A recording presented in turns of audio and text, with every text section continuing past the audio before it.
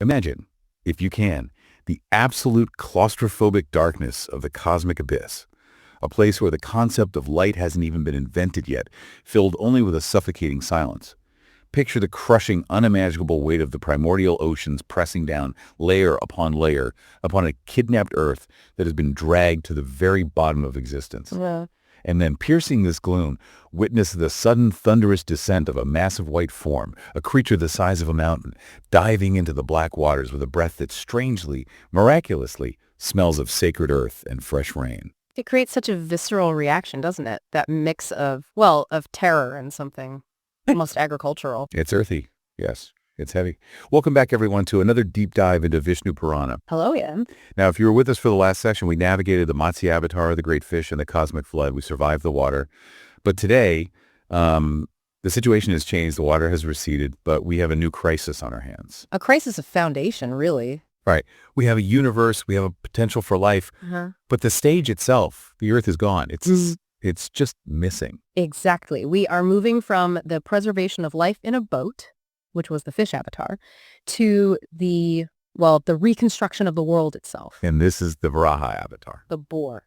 And I think we should set the table here, because when you or I hear the Boar avatar, we might think of a creature feature or, a monster movie. Right. But this story is actually a profound lesson in what you might call core foundation. It's about what you do when the floor falls out from under you. Precisely. It's about the resilience required to dive into the mud and rebuild when everything feels unstable. Okay, so a missing planet, a cosmic ocean, and eventually a very large pig. But before we get to the rescue, we have to talk about the kidnapping. Of course. You can't have a hero without a villain. So, who is powerful enough to steal an entire planet? We are introduced to an entity named Hiranyaksha. Hiranyaksha. Correct. He is an asura, a demon, and the son of the sage Kashyapa and Diti. And the texts, they go into great detail about his strength, describing him as having a body as hard as a diamond. Okay. But as is usually the case in these texts, his physical strength is, I think, the least interesting thing about him. The real problem is his psychology. Let's unpack that. Because usually these figures, they just want to rule the world. But Hiranyaksha does something a bit strange. He does. In a display of just supreme arrogance, he takes the earth, who is personified as the goddess Bhudevi, and he literally rolls her up. Rolls her up. Like a mat.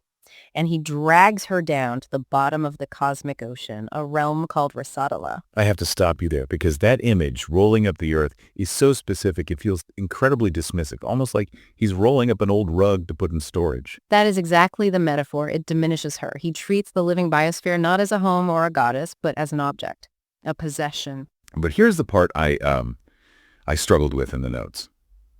Why does this matter to the rest of the universe? Yeah. I mean, obviously, it's bad for us humans who need a place to stand. Yes. But the notes say this caused a metaphysical crisis. Yeah. That the universe itself was in peril. Why? This is where we have to get our heads around the concept of yajna. Sacrifice. Yes, but we should strip away the modern baggage of that word.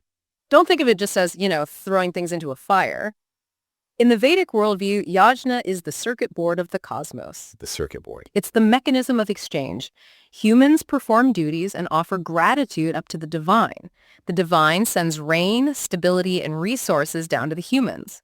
It is a closed loop, an ecosystem, if you like. So it's like the power grid. Exactly like the power grid. And by rolling up the earth and hiding it in the abyss, Hiranyaksha cut the wires. Without the earth, there is no ground for humans to stand on. Right. If there is no ground, there is no ritual, no duty, no yajna. If there is no yajna, the gods are starved of interaction. The circuit breaks. The universe becomes a dead, static void. Yes. So he didn't just steal a rock. He unplugged the server. He threatened the very existence of cosmic order. And this leads us to Brahma, the creator. Right. The architect of it all. Imagine Brahma just sitting there. He is ready to create. He has the blueprints for life, for civilization, but he looks down and there's no job site. It's just water. He's paralyzed. That's a terrifying image for a creator. Total creative block, but on a universal scale. He sits in meditation, praying to Vishnu to resolve this. He's essentially saying, I can create, but I have nowhere to put it.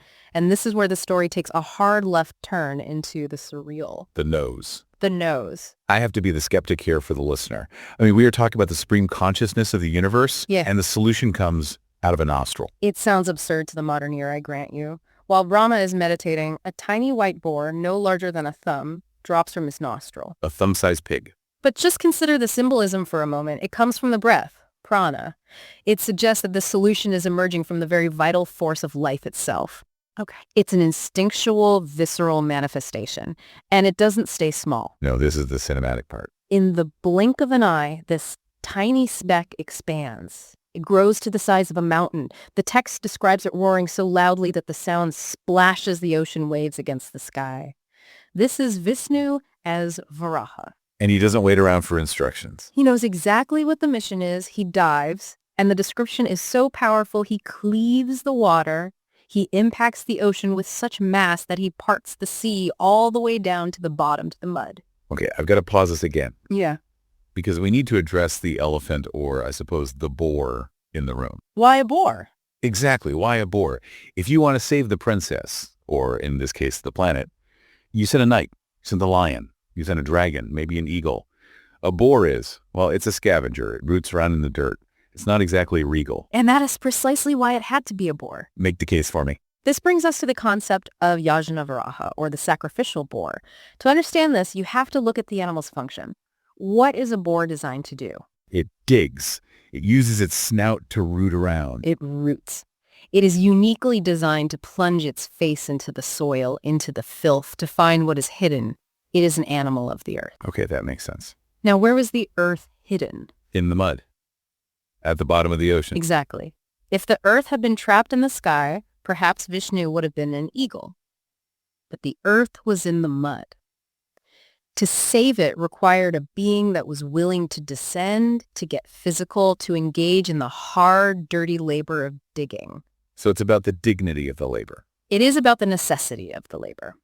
The Varaha avatar teaches us that restoring the foundation isn't a job for the ivory tower. You can't fix the world from a throne. Sometimes to maintain order, the divine has to get its hands dirty. That's a really compelling distinction, the willingness to go into the sludge. And there's a theological nuance here that I think is beautiful. The boar is comfortable in the mud, but it remains unpolluted by it. It can engage with the filth without becoming the filth. So Varaha hits the bottom.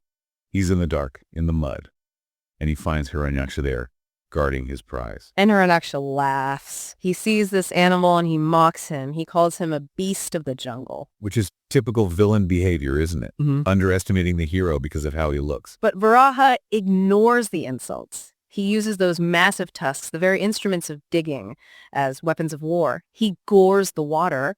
The battle that follows is, well, it's cataclysmic. It lasts for what feels like an eternity. But I want to circle back to the villain's name, Hiranyaksha. Yes. The notes mention this. It translates to golden eye. That's right. Hiranya means gold. Aksha means eye. It sounds like a Bond villain. It really does. But the symbolism is ancient and I think incredibly relevant. To have a golden eye means to view the world solely through the lens of material wealth. Ah. So when he looks at a forest, he doesn't see an ecosystem. He sees lumber prices. Precisely. When he looks at the earth, he doesn't see a goddess or a home. He sees an asset. He sees gold. And this is why he rolled her up. To the golden eye, the earth is just a resource to be hoarded and possessed. That feels uncomfortably timeless. It is a timeless warning. The text is saying that when greed becomes your primary mode of vision, when you develop the golden eye, you inevitably drag the world down into the abyss. You destabilize the very foundation of life because you're trying to extract too much from it. So you have this force of greed, Hiranyaksha, pushing everything down into the dark. Yet, And you have the force of duty, Varaha, willing to dig in and lift it back up. that is the central conflict, and Varaha wins. He slays the demon. But the slaying isn't the end of the story. The climax is actually the lift. The rescue itself. Picture this. The battle is over. The silence returns to the deep. And then rising from the abyss comes this massive boar, and balanced delicately on his tusks is the sphere of the earth. Budevi. It's a balancing act. It is. He brings her to the surface, but he doesn't just drop her. The texts describe him placing the earth upon the waters. He stabilizes it, and then he begins to terraform. Terraform, you mean like in science fiction? In a way, yes. He sculpts the mountains, he carves the riverbeds, he sets the boundaries of the oceans. So this wasn't just a rescue mission, it was a construction project. It was the establishment of law and order. He took a shapeless, submerged mass and gave it form. He turned chaos into a home. I want to pivot here, if we can, Because the premise of this deep dive is always to take these ancient, sometimes wild stories and find the human element. The so what? Of course. We've got cosmic oceans and giant boars, but how does this apply to the person listening to this on their way to work? I think this is actually the most resonant avatar for the modern human. The text speaks of the earth being in Rasatala, the abyss, Right. but we have a modern psychological term for that. Rock bottom. Rock bottom, the sunken place. We all know what it feels like to have our world rolled up and dragged down. Maybe it's a divorce, maybe it's a bankruptcy, maybe it's a career failure or a profound grief. You feel like you're underwater. You were in Right. the mud. The crushing weight. I think everyone has felt that pressure where you just can't breathe and it feels dark everywhere. Yeah. And when we are in that state, our instinct is often to try to fly away, to dissociate, to pretend everything is fine. We want to be the eagle. We want to soar above the problem. But the story says, be the boar. Be the boar. The Varaha avatar teaches us that you cannot fix deep trauma or deep failure from the surface. You cannot think your way out of it from a distance. You have to dive in. You have to root around in the mud. You have to go down into the messiness of your reality to find your Buddhavi, your core values, your foundation, the things that are true about you, regardless of your bank balance or your relationship status. That's terrifying, though. Going into the mess is, well, it's messy. It is, but remember the lesson of the boar. He is in the mud, but not of the mud. That is the key to resilience.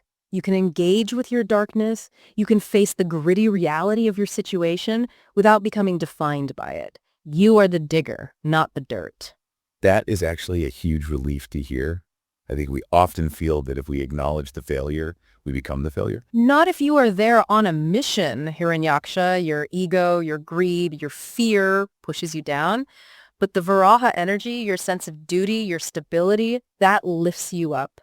It is the psychological necessity of doing the dirty work to reestablish your foundation. And once you lift it up, You terraform. Just like Varaha sculpted the mountains. When you come back from rock bottom, you don't just go back to the way things were. You build new boundaries. You carve new paths. You create a structure that is stronger because it has been tested by the deep. that changes the whole perspective on hitting bottom. It's not the end, it's the construction site. Exactly. It's where the foundation is poured. Well, looking back at our story, the foundation is now set. The earth is floating. The mountains are in place. The demon is gone. It feels like we've reached a happy ending. We have reached a beginning. A stable room is useless if it's empty. Ah, I see. The stage is built, but there are no actors. Correct. The physical platform exists. Now, creation needs to populate it. It needs complexity. It needs lineage. And most importantly, it needs time. Time. We have established space. Now we must establish time. We are about to enter the era of the Manvantaras, the massive epochs of cosmic timekeeping, and we're going to meet the mind-born sons of Brahma, the Saptarishis. The Saptarishis. Sounds like the cast of characters is about to expand significantly. The family tree of the universe is about to get very complicated and very fascinating, but that, I think, is for the next deep dive. I can't wait. We've gone from the geology of the abyss to the psychology of resilience, and next up is cosmic history. Indeed. Well, that wraps up our deep dive into the Varaha avatar. I hope this discussion has given you perhaps a different perspective on the mud in your own life. And if you are feeling submerged today, remember the boar. Do not be afraid of the depths. That is where the treasure is hidden. Find your foundation and lift it up. Beautifully said.